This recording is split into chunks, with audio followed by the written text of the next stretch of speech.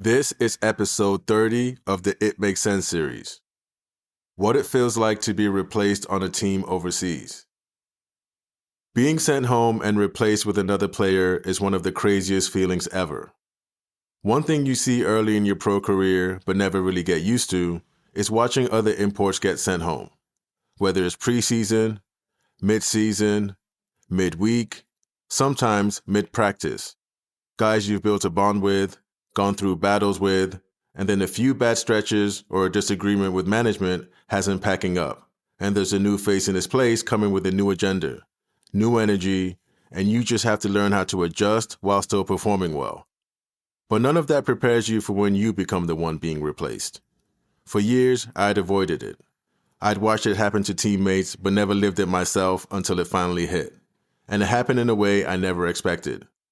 I was playing in Asia for a big club after being bought out of my contract in Finland mid-season, and everything felt set. New system, new teammates, new country, getting paid way more, and I signed to be there for the rest of the season. Then a couple months in out of nowhere, the guy I was brought in to replace, the one I was told had a broken foot and needed surgery, wasn't going into surgery anymore. He was coming back, and he was coming back to replace me. But here was the funny part. The coach couldn't tell me directly because of the language barrier, so I had to sit there while he spoke to me in Korean, and my translator, who had become a friend at that point, solemnly delivered the message to me like he was giving me bad medical news. And in that moment, an intense feeling hits you. It's not just disappointment, it's shock. It's embarrassment. It's betrayal. It's the sudden realization that the ground beneath you was never as solid as they made it seem. You start thinking about everything you adjusted to.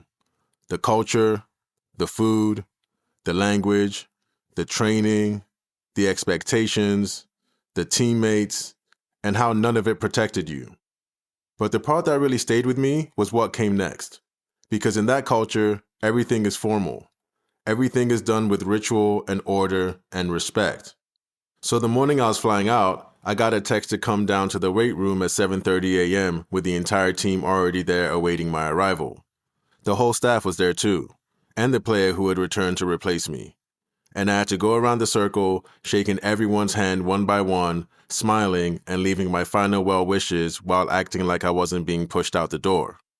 It felt like a humiliation ritual, like a performance I didn't sign up for, because I didn't. But I did walk out of that room a different person. That moment cracked something in me, not in a negative way, but in a way that made me see the business for what it really is. It stripped away any illusions I had and forced me to understand the career I was really in, not the one I hoped it would be. It was the lowest point of my career at the time, but ironically, it became the turning point. Because once you survive being replaced like that, you learn something no coach or mentor can teach you, and that's your career will only break you if you let moments define you instead of refine you. And from that day on, my entire mindset shifted, which allowed me to later continue my career playing at high levels in Europe with greater understanding.